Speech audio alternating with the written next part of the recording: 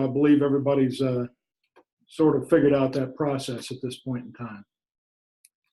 So I want to welcome everyone to the first meeting of the BEP Review Committee for 2018. And I also want to make a special introduction of Lillian Hartgrove, who she is our new chairman of the State Board of Education. She was appointed to the State Board in 2014 and will serve the board through 2019. She earned her Bachelor of Arts in Sociology from Mississippi State University for Women. She's a Workforce Development and Education Vice President for the Cookeville-Putnam County Chamber of Commerce and the Highlands Economic Partnership, focused in education and workforce preparedness initiatives for the region. She's held various management positions during her 33-year banking career with SunTrust until 2008, and currently serves on the Tennessee Technical University College of Business Board of Trustees, the Upper Cumberland Broadcast Council Board of Trustees, Putnam County Habitat for Humanity Advisory Board, and she's a member of St. Thomas Aquinas Church, where she serves on the Finance Committee, as a commentator, and a Eucharistic minister. She's married and has one daughter and two grandchildren. And she has succeeded Fielding Ralston, who retired from the State Board of Education. You all have known Fielding for a great many years. He, of course, was first appointed back in the McWhorter administration. So Chairman Hartgrove has agreed to take on this role with a BEP Review Committee, and we'd like to welcome her to her first meeting of the board and her first meeting as chairman. Madam Chair.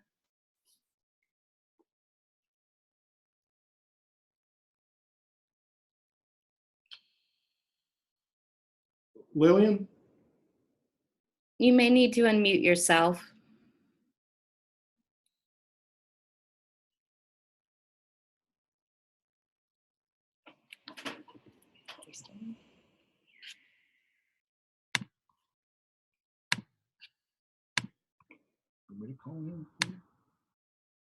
Can you hear me? Well, now we can. You can hear me now? Yes. Okay, well, I just gave my little intro speech and I'm not going to repeat it. No, I apologize. I'm certainly going to repeat it. I was just saying that it's really an honor to join you all and to fill in the position that was held by Fielding Ralston for so many years. And as all of you know him, he is certainly a class act and it's a tough act to follow. But I do want to let you all know that I have certainly been following the progress of the BEP Review Committee since I was appointed to the State Board of Education 4 years ago. I sincerely appreciate the work of the committee, especially in establishing priorities and focusing efforts that have brought about many successes in the last several years. So it's truly my honor to be here with you all today. At this time, I also want to welcome Senator Todd Gardenhire of Hamilton County to the committee as a special guest. Welcome, Senator Gardenhire, and I want to recognize you if you have anything you'd like to share with the committee before we proceed with our agenda.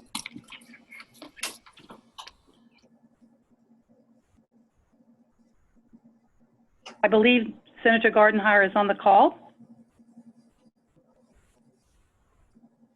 Can you all hear me? Yes. Can hear me. Perhaps Senator Gardenhire was not able to join us. So let's go ahead and proceed with the agenda. Our first order of business is to call the roll of the members or their designees, and I call on Nathan to determine if we have a quorum to that end. Thank you, Madam Chair. I would remind the members this is Michelle Simcox. I'm here. Okay. Mary Brooks is absent out of the country. David Connor. David Connor. I'm here.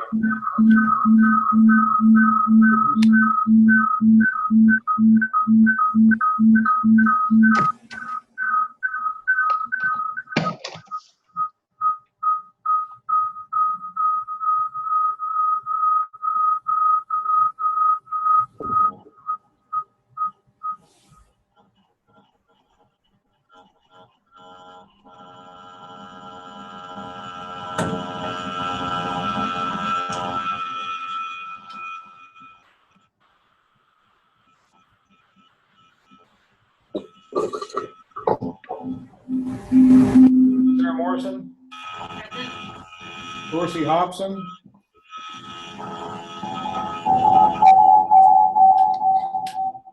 Dorsey Hobson. Karen King.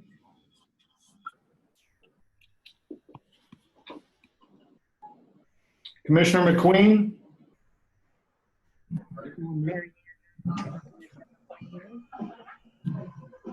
We don't have you muted at this end.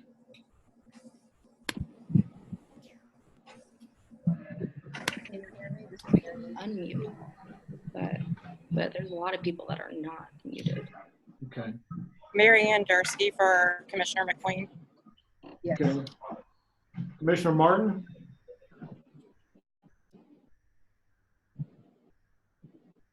Or Commissioner Martin's designee.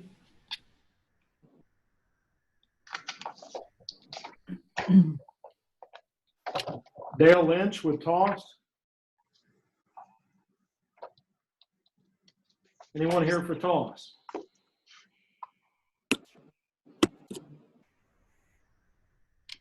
Mayor McDonald. Present. Kathy Higgins has retired as the House Budget Director. Is Peter Muller with us? Yes, I'm here. Bobby Cox, I'm here. Cliff Lippard. I've talked with Cliff 3 times today, so he's definitely going to join us. Cliff, are you with us? Larry Ridings?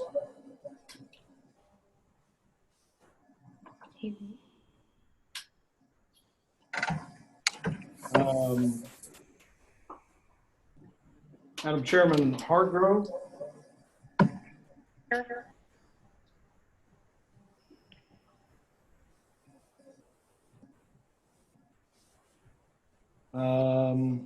Mickey Hall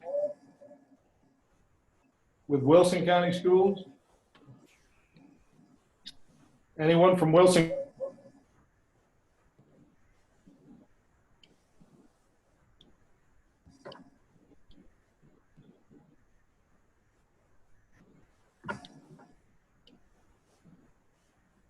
No one from the Comptroller's office? Yes, Linda Wesson for the Comptroller's office. Okay. And Hunter Zanardi? Present.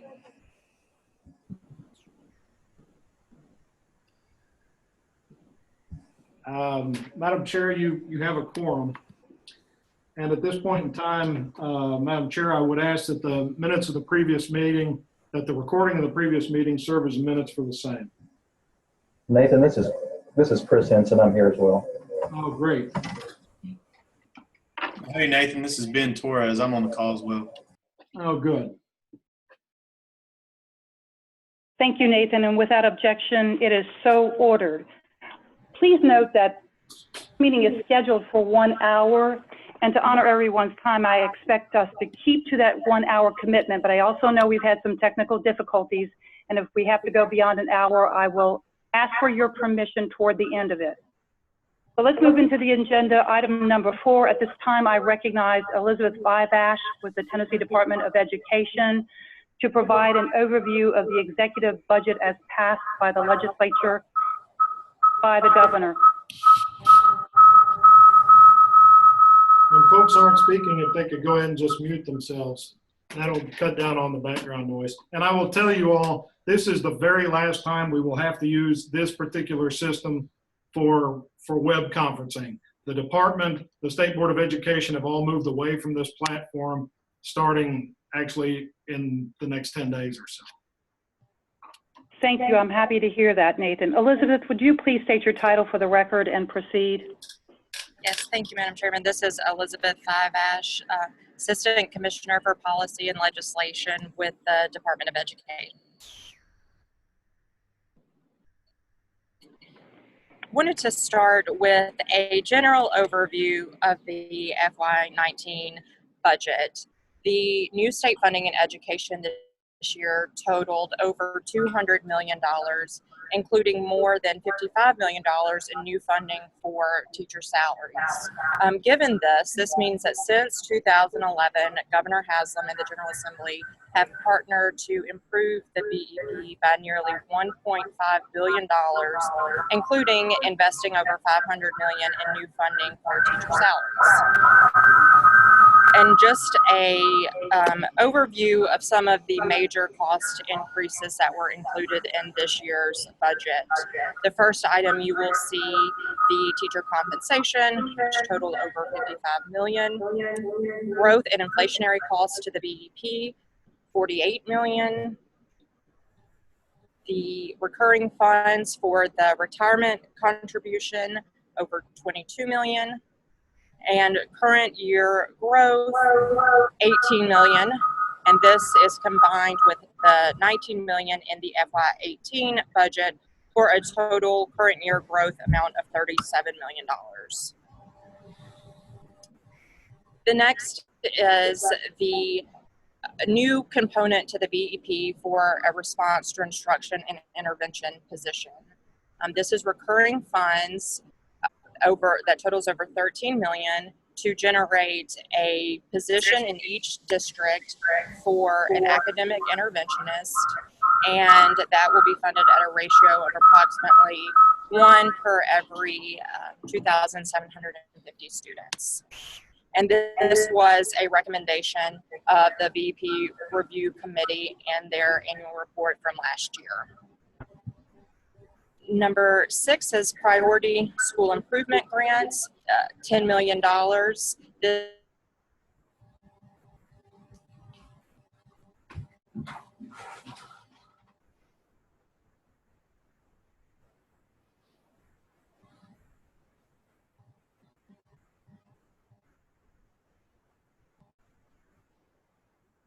Elizabeth, are you there?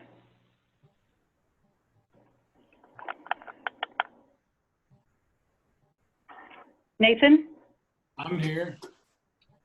is Can you hear me? anybody else hearing Elizabeth? No, I'm not hearing her. I'm not hearing her either. Dropped out by accident.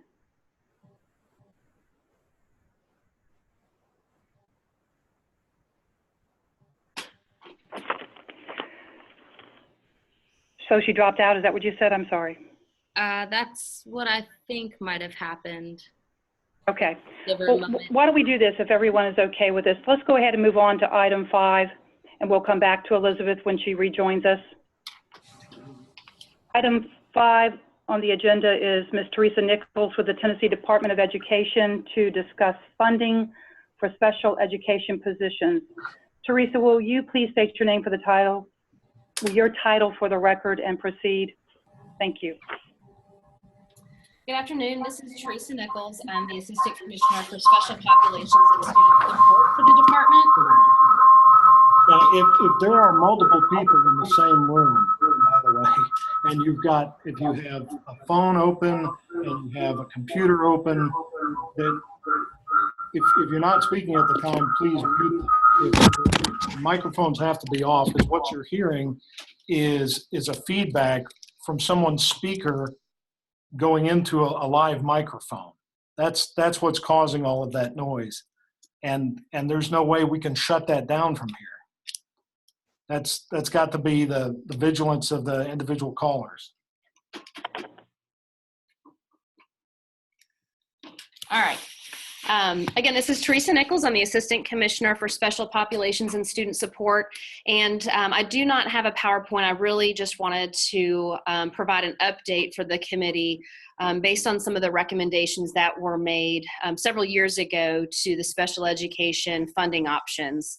And so at the time that those options and those updates were made, we still have a state board policy in place that refers to special education caseloads, which reference the funding through the BEP funding options. And since that policy was updated, we're now looking to update our caseload policy And as we are looking at that caseload policy, we're finding some areas that require some additional research. There continue to be challenges in the way that, that these options are structured, and we're looking at ways that we can try to clarify some of those within our current caseload policy. So I'm happy to send that with the materials for you all to review as a reference.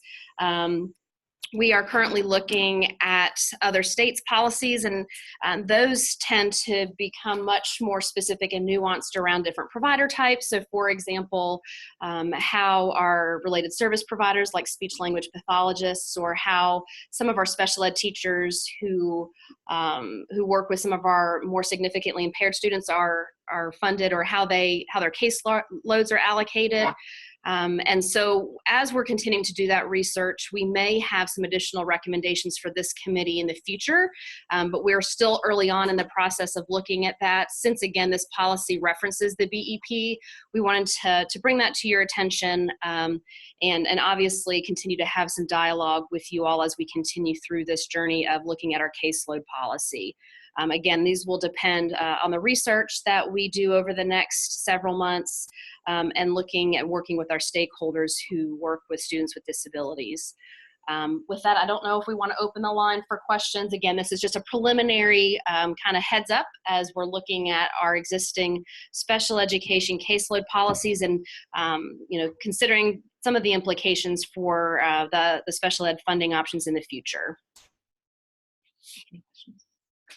I think it would be helpful to know if anyone has any questions at this time. Yeah, this is Mayor McDonald. As an observer for a number of years, the expansion of the list of things that are now considered for SPED has concerned me. Not that I'm not saying that some of those or all of those children perhaps don't need some special assistance, but obviously the larger that list gets, the more money each school system has to spend. So maybe not today, but sometime in the future, I'd like to know kind of the cause and effect on the spending in SPED as either the federal government or perhaps even the Board of Education adopts additional needs as special needs. Thank you. Thank you, Mayor McDonald. That's a great question. Does anybody else have any questions at this time for Teresa?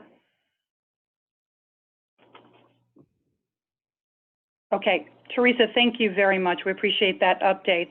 Is Elizabeth back on the call with us? Elizabeth Five-Ash? I want to circle back to her if she's with us. And if not, we'll go ahead and move on to item 6, if Dr. Cliff Lippert has joined us. Before we proceed, I just want to confirm that you are in fact with us, Dr. Cliff Lippert. Are you with us? I've gotten a text saying he's on.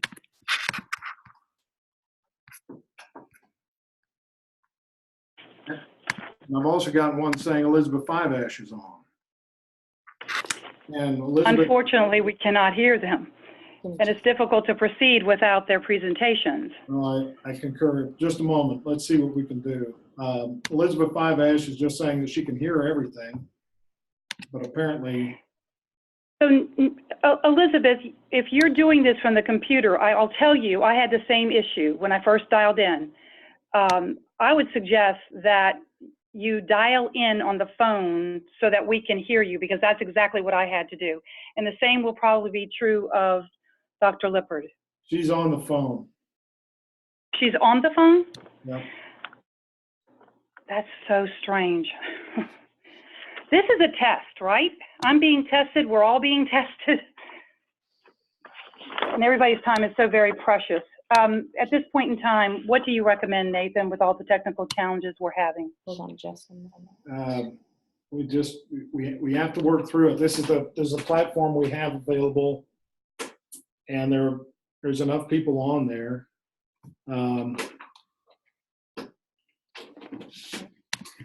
Okay, everyone, I have unmuted everyone. So, Elizabeth, are you back?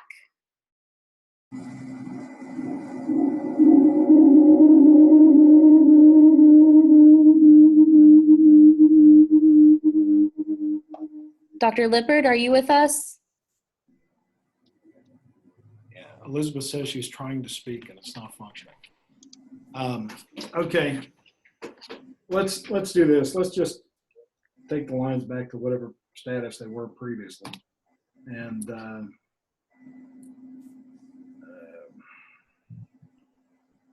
we can go back and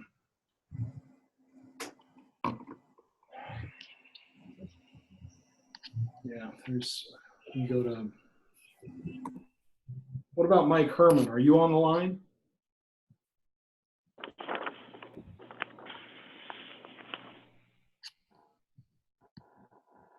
Mike Herman.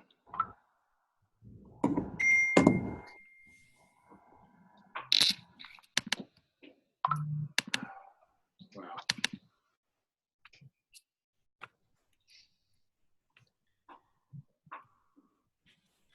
In that case, I guess we can go to Public Chapter 844. I can talk about that. Let's do that, Nathan, and perhaps we'll be able to have the others. Item 7, PC 844.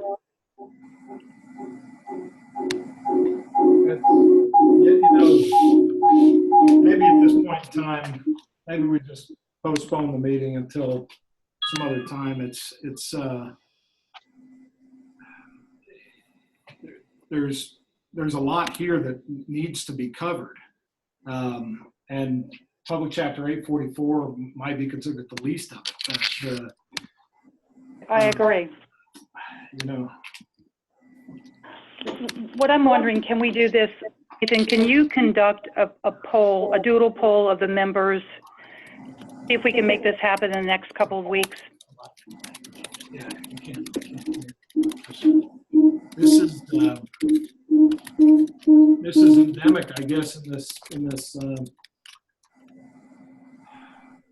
this process, and we've never had anything like this happen before, and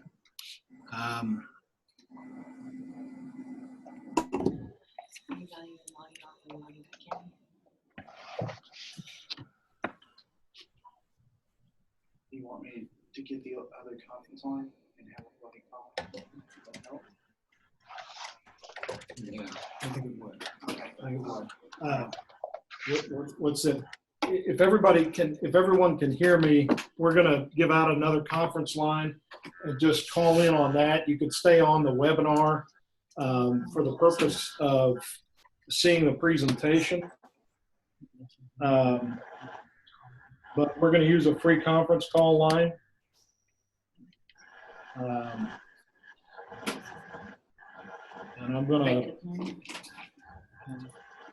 And what I'm gonna do is send out an email on that.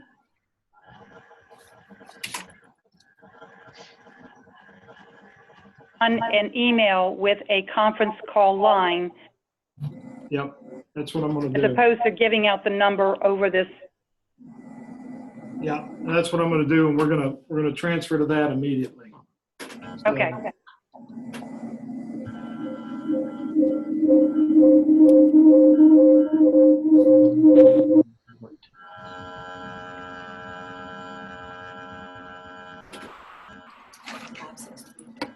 Area code 563-999-1028. And the access code is 54666 pound. Okay, this is going out to everybody right now in an email. Sorry about this. We've never had anything like this happen before. We're going to drop off of this line or just mute it and get immediately on the phone.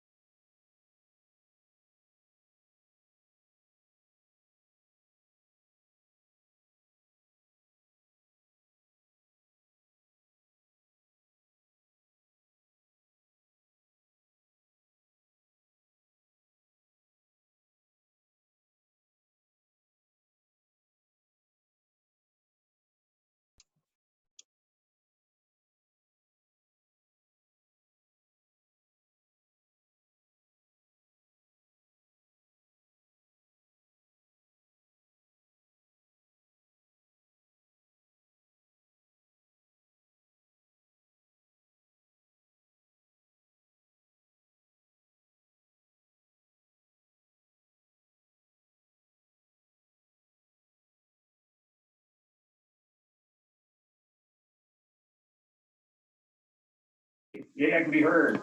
We've got people now. Hi, Dolores Gresham here. Hey, Senator. All right. Who all's joined us? Please say your name as you join us. Karen. Nathan, we're hearing you both on the phone and the computer.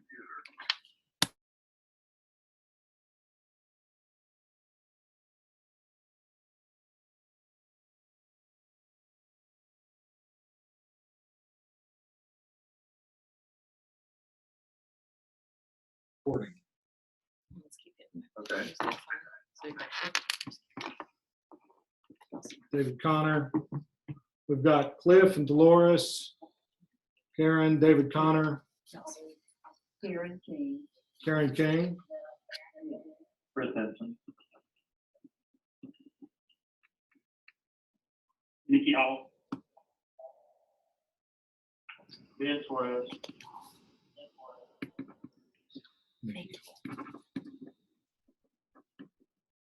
Dolores Gresham. is Elizabeth Five-Ash with us?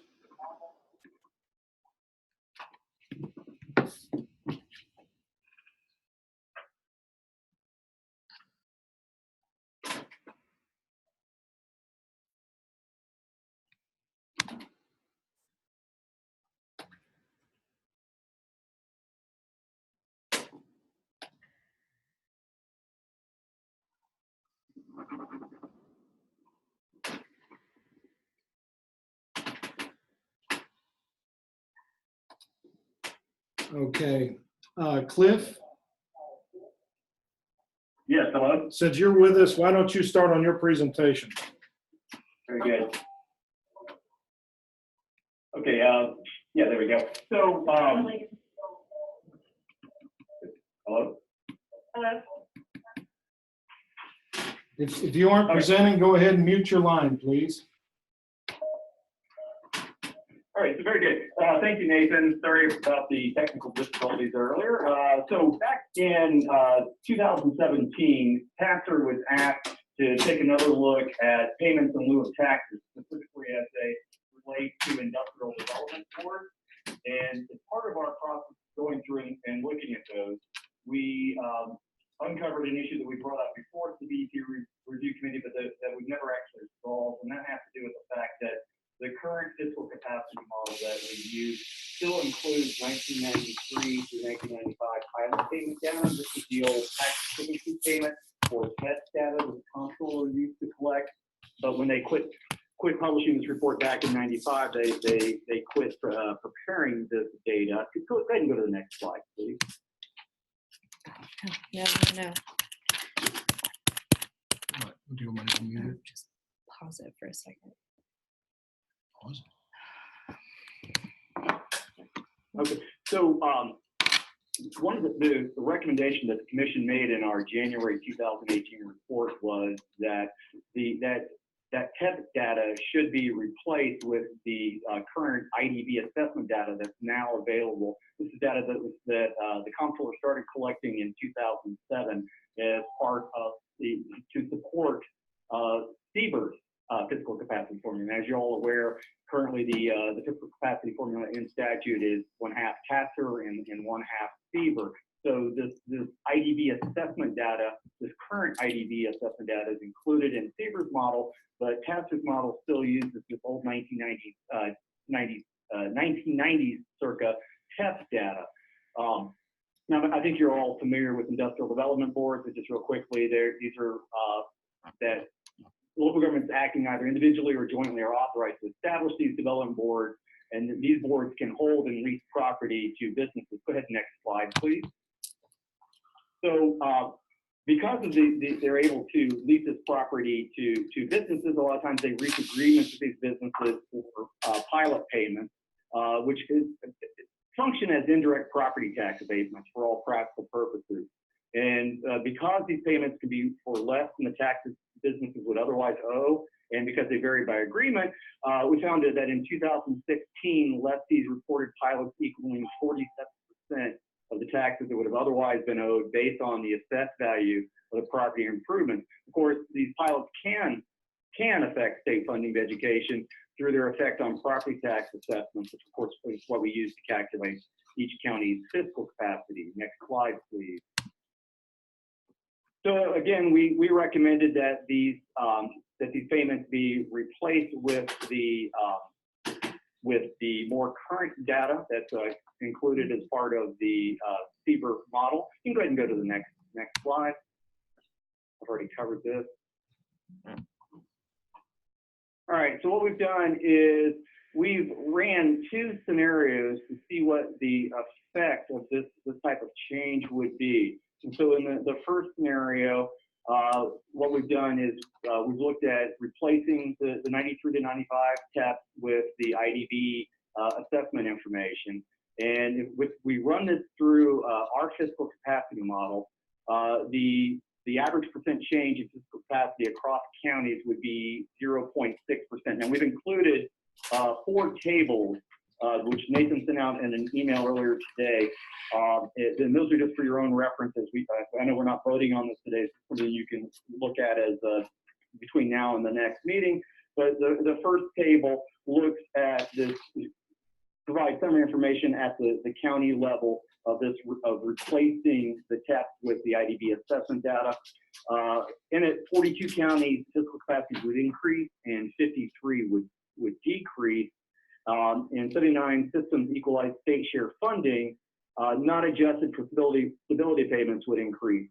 54 would decrease, and 8 would stay the same. That's actually table 3 that Nathan mentioned. This is where the Department of Education took the fiscal capacity numbers that we provided and ran them through the current year's basic education program model, just to see what the effect would have been this year if we had already made this change. So again, 79 systems funding would increase and 54 would decrease, and 8 would stay the same. And the system changes in equalized state share funding, not adjusted for stability payments, would range from a $433,000 decrease in Montgomery County to a $583,000 increase in Knox County. Go ahead and go to the next slide, please. So I said we'd run a second scenario. And in this one, we just dropped out the old test data and did not replace it with current assessment data. This goes back to a recommendation that the earliest evidence I found, though I think we're actually recommended it earlier than this, was in a 2005 presentation to the BEP review committee by one of my predecessors, Dr. Harry Green. And reason that he recommended, that at the time we recommended just dropping the test and not replacing them, was that there wasn't anything to replace them with yet. They hadn't started collecting this information on IDB assessments that we now have. So in this scenario, which is, you can see the results of in tables 2 and 4 that were sent to you, the average percent change in fiscal capacity across counties would be 0.3%, so not as big an average change. 63 counties fiscal capacity would increase and 32 would decrease. And then once it's run through the BEP, 49 systems equalized state share funding, again, not adjusted for stability payments, would increase, 80 would decrease, and 12 would stay the same. And then system changes in equalized state share funding, again, not adjusted for stability payments, range from $145,000 decrease in Davidson to a $383,000 increase in Hamilton. And so again, this is something that we've brought up a couple times over the years and felt that really something should be done to remove this outdated data. It's nowhere near accurate. That's still a part of the fiscal capacity model we use. And we see 2 potential solutions. One is just removing it entirely as suggested in 2005, or replacing it with to be consistent, replacing with the information that's used in CBER's model, which is the IDB assessment data, in which that one is the recommendation that the commission actually made as part of our January 2018 report on IDBs and pilots. And that is my prepared remarks.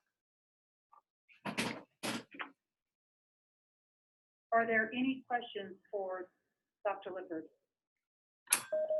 This Nathan, ma'am, because I dialed in late, I don't know if you had a chance to inform the committee that we really wanted Dr. Lippert to share this information, to be more educational, and to certainly allow us to ask questions.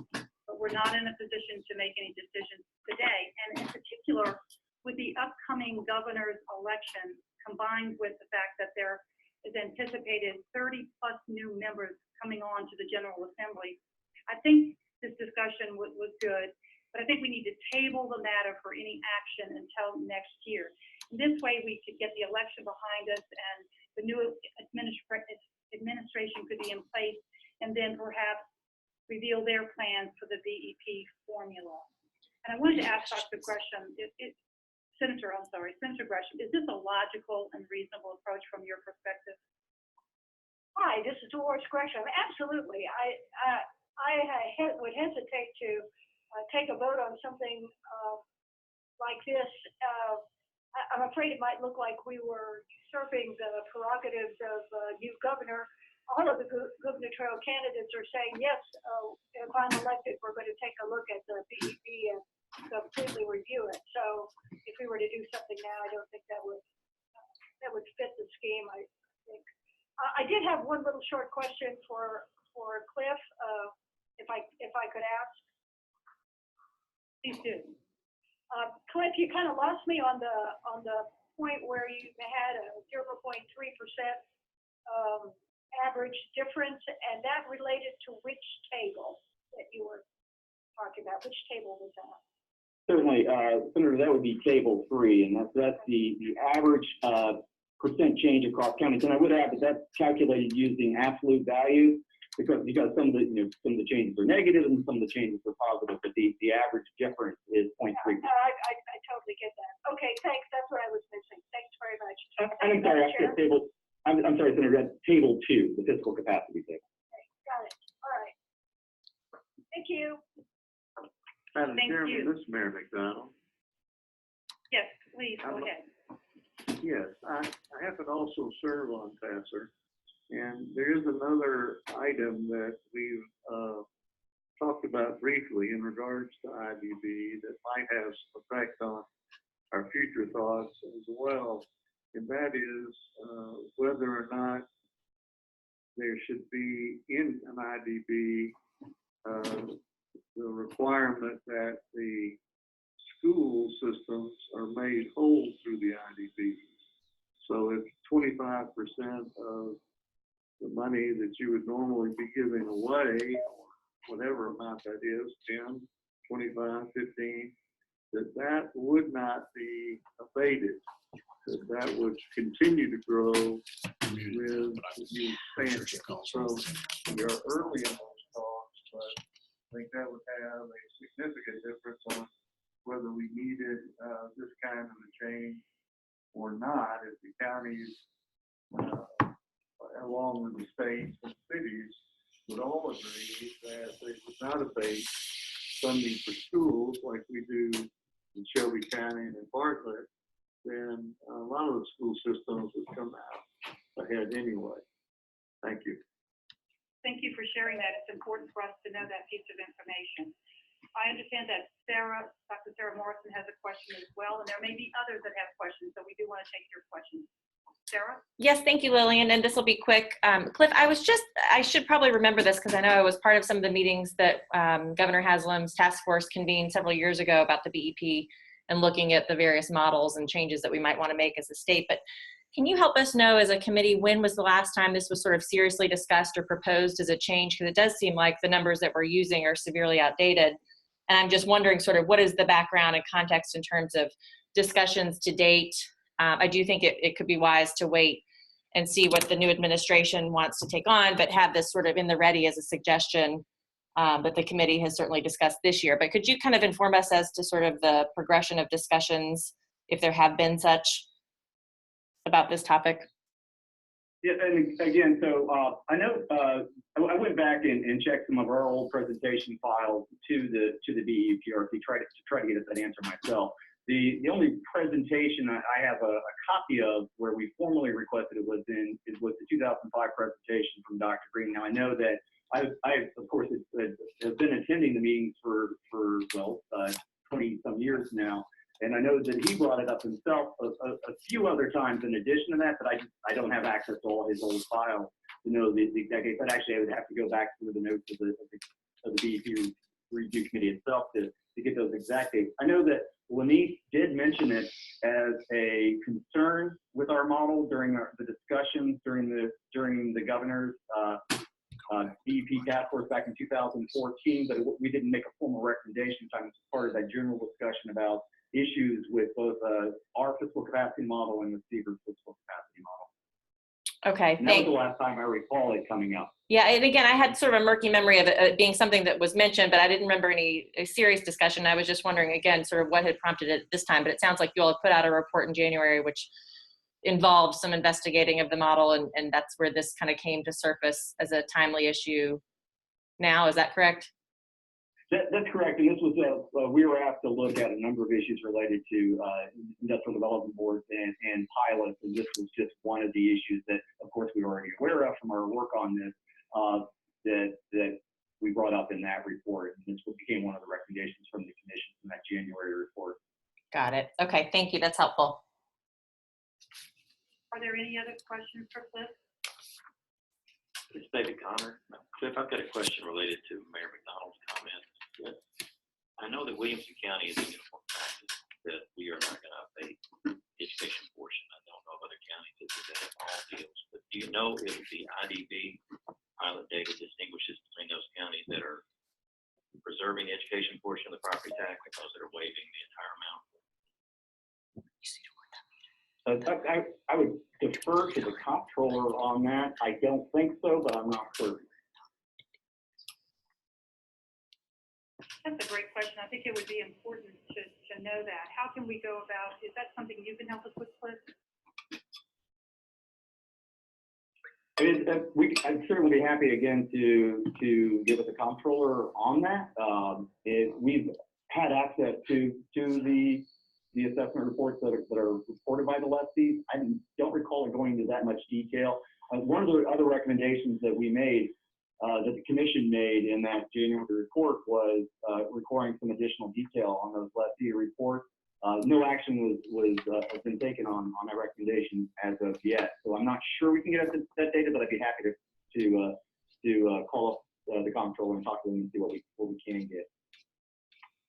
And this is Linda Wesson from the comptroller's office. I actually don't know the answer to that either, but I will, from my end, look to see how we can determine that exactly, whether that information is included or not, and we'll work with Cliff on that too. Thank you, Linda. I appreciate you doing that. Do we have any other questions for Cliff before we go back to Elizabeth Fineash?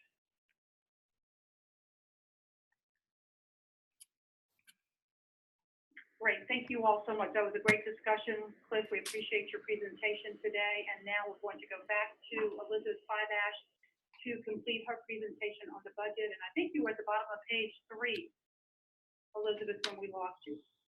Okay. Can you hear me now? Yes, we can. Okay, great. And I'll just sort of quickly recap the slide before you. Again, new state funding totaled over $200 million this year for education, and which included $55 million for teacher salaries. With this new investment, that means that since 2011, Governor Haslam and the General Assembly have improved the BEP by nearly $1.5 billion, including over $500 million for teacher salaries. These are some of the specific cost increases. I have just included a few of the items that were included in this year's budget.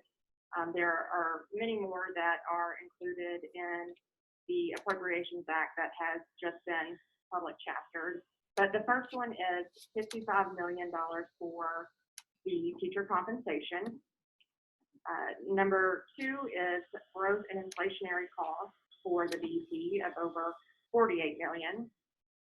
Recurring funding for the retirement contribution is a little over $22 million. Current year growth, $18 million.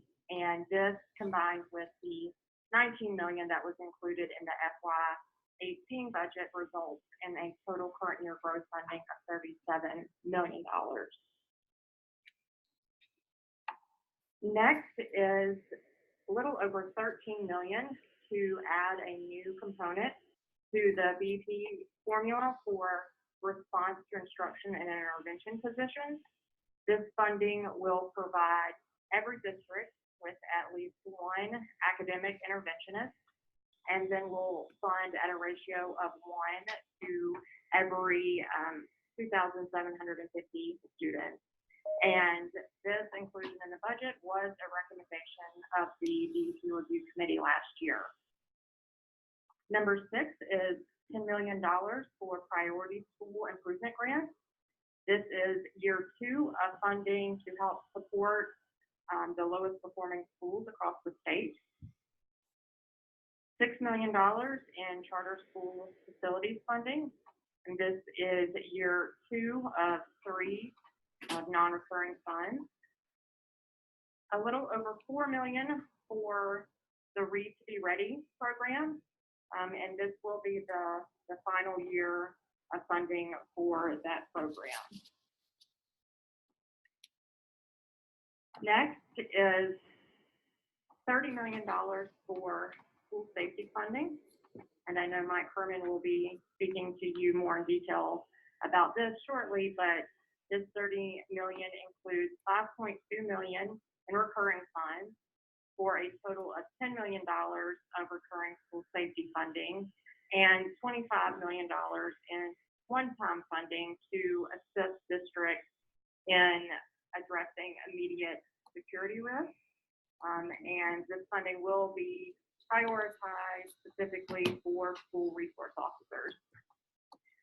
Next is $1.7 million for a principal leadership program, which will include incentivizing training, recruitment, and retention and professional development for high-performing leaders.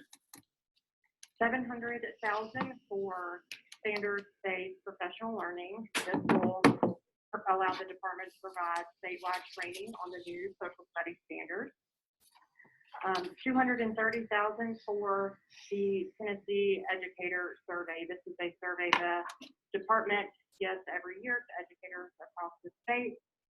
This was historically provided through a private partnership, but now that has ended, the state will continue to provide this survey.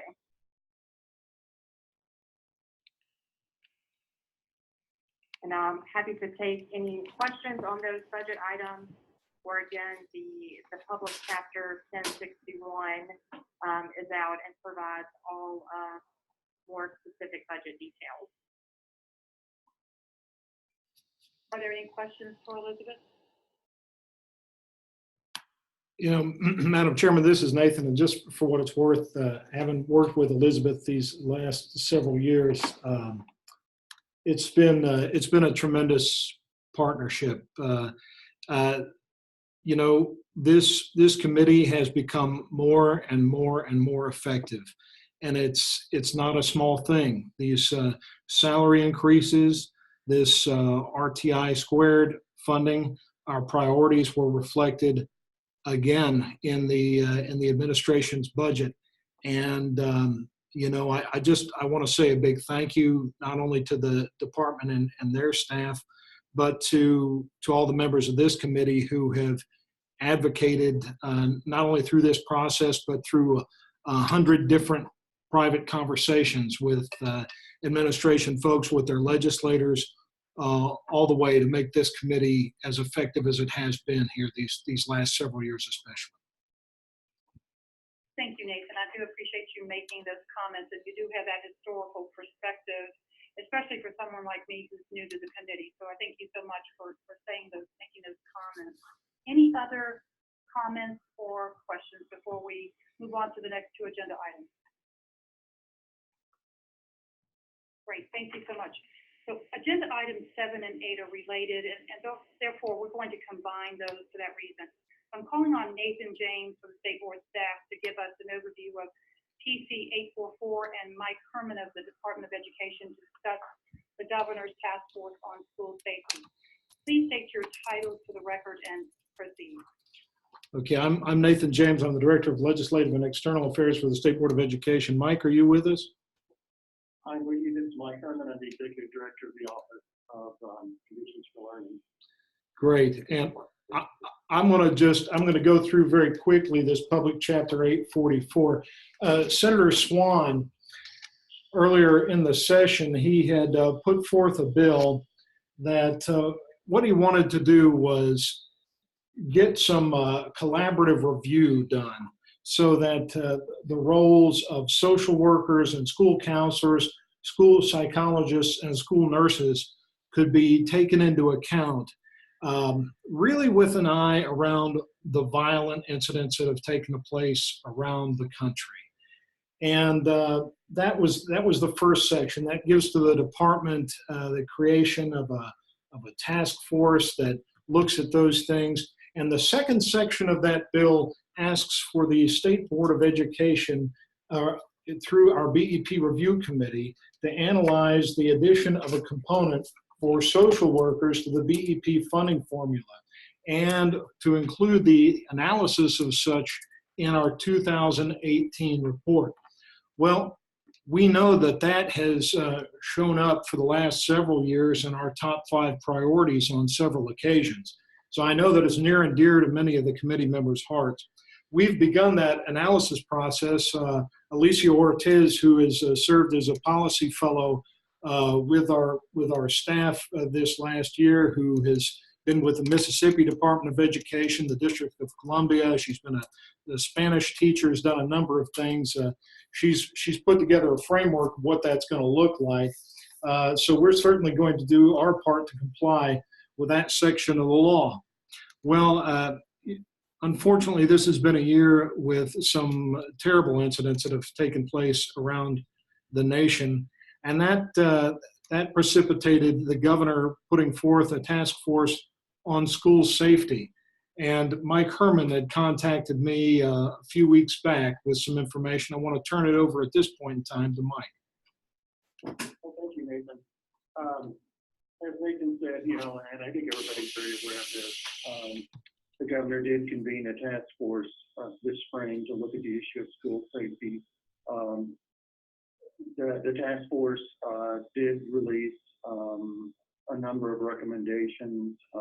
I think the recommendations that have received the most attention have been the new expanded funding for schools. But there were some elements in there that wanted to bring to the attention of this committee. Particularly, and I think Nathan shared with you a copy of the recommendations, but if you look at the bottom of the second page, you'll see that in the area of promoting positive behavioral health for all students, there's a recommendation that the BEP Review Committee conduct a review of current staffing of student support professionals and recommend model staffing to promote and enhance school climate and healthy school learning environments. The piece of that I wanted to particularly share with you, as I think many of you know, one of the requirements this year for schools in order to be able to receive the expanded school security funding is that every school conducts a school security assessment. And we've kind of tacked on to the tail end of that security assessment a summary of the student support positions that are available to that particular school. I think this is a little bit different than what we've done in the past because most of the information that we've received around those positions has been district level information. So I think for the first time, we're really going to get a pretty clear picture of what is the availability in individual schools across the state of not just school resource officers, but also school counselors, school nurses, school psychologists, school social workers. So I think it's a real opportunity to at least address the first part of this charge to the BEP Review Committee. We will be retrieving this information as we receive their school security assessments, and we do look for all of those to be completed before students return for the beginning of the next school year. So I wanted to just, touch base with the committee and let you know that we were doing this and to explore ways that we might be able to work together to help address this recommendation. So Mike, this is Lily in Hartford. Just to clarify on the bottom of page 2, number 4, the last bullet, part of your survey of the district, did I misunderstand you? Because you're recommending that our committee conduct this assessment of current staffing in these specific positions. Are you saying that you all are going to include that in part of your work, or you're suggesting? Yeah, we will actually be collecting that information. We'll be collecting it. Okay, great. Yeah. Perfect. Thank you. So we'll have the information. I think the challenge is to identify, model staffing and what does that mean? And I would assume that there's going to be some differences based on the demographics of the school and all sorts of things. But we will be doing the first part of that. Okay. Thank you. Does anyone have any questions or comments for either Nathan or Mike? This is Mayor McDonald again. May I ask a question of Mike? Sure. Okay. So I attended the one of the training sessions in Haywood County, and I thought that was very well done. And of course, I know that kind of training is going on all across the state. And I believe that Commissioner Perky had said that June 1 was a deadline for having all that training done, and then July 31st would be the deadline for having all that information in, so it could be studied and priorities established. So, are we on track with that timeline that the commissioner had outlined? Well, I think where we might be a little bit slower is on being able to get all of those conducted before July 1, particularly in the urban districts where we've got not just a large number of schools, but also charter schools. So we're Shelby County is pushing all of their schools to have theirs completed by July 1. I just, after working for years with school systems, I'm afraid we're probably going to have a few outliers. Again, our schedule is that all of these get completed before students return. Well, I thought that was a pretty ambitious timeline, and and obviously would support it. Is there anything that we can do to be helpful in that regard? I think your attendance at the training and your indications of how seriously you consider this work does tremendous things for us in terms of motivating schools to get this work done. I remember in the committee, I believe you as well as a couple of other legislators did raise some concerns about being able to get these done on time, and we're certainly pushing very hard to see to it that happens. Well, let us know if we can be helpful. Thank you. And this is Lillian again. We do have several school districts represented on our committee, and I'm just curious to know if any of them could weigh in on any other concerns they have with regard to the timeline and getting this completed on time. Does anyone want to jump in on that? Bobby Cox, Warren County. Thank you, Bobby. As far as we've had our training, which I thought was very good. I did not get to attend it, but my safety supervisor did, as well as our SROs. And we actually are uploading the information to the department today. So we did get that completed before school was out and are uploading that today. So hopefully we'll get in the front of the line for that when good dollars are handed out. But one concern that was passed down to me that I would like to pass along is when we did the site reviews of one of our elementary schools, and the trainer, I think, from Homeland Security. I think, you know, sometimes fire marshal and the trainer may need to, you know, have some conversations, because I think they pointed out some things that the fire marshal probably would have issue with. But that may be a point of discussion down the road for you, Mike, or somebody in the department. But as far as the training went, I thought it was good, and you know, we want to make sure that you know, we follow, you know, that timeline, which we have and can be done. But that's just an observation I wanted to pass along. Yeah, thanks, Bobby. You know, there's the challenge between the balance between fire safety and you know, some of the protections against armed intruders. That gets to be a bit of a challenge, but I think once folks really understand what both sides are trying to do, there's a good solid middle ground there. I agree. I appreciate what you do. Appreciate the General Assembly and the governor passing those funds down. They'll come in handy. Well, thank you all for that. This is Karen King, Sevier King. We are also conducting our assessments at this time. The one concern that I do have is that these funds are going to be distributed based on the BEP. And that is a concern for those districts that are in positions where they're basic funding. And this was an equal, I don't know whether it's an equal opportunity or an equal need for all districts. And probably, again, this, I talked to Stephen Smith about this whenever I learned that it was being distributed based on the BEP formula.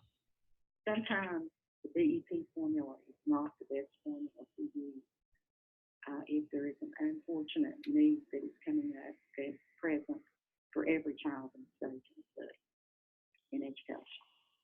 And that's just from one district. And there are probably several other districts that could be on this call that are feeling the same way about the fact that these funds for this particular special need that every district unexpectedly has,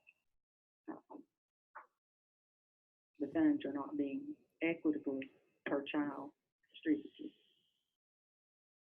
Well, you know, Karen, I appreciate your comment, and you know, after you know, I heard from you, I guess several weeks ago, I did touch base with Mary Ann and look at exactly what you were talking about, and I mean, I certainly understand that. I think the thing that I would say is we had to have a mechanism that was already established and that was, you know, we think we have the funding model in TCA under the State Schools Act.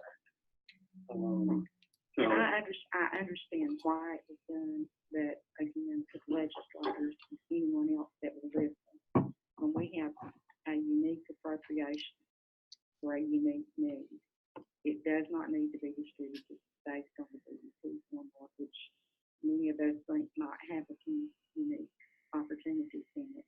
It needs to be on a per child basis or per student, and that is a very easy thing to accomplish. Okay. Thank you so much for your comments. And I know we are already over our appointed hour, but I want to make sure that we move on to the next agenda item unless there are any other pressing questions for Mike Herman or Nathan. Any other? Yes, this is Mayor McDonald. I did want to ask on page 1 on those bullet points, 1, 2, 3, 4, 5, I believe it's the 5th bullet point. It talks about standardized assessment of security risk.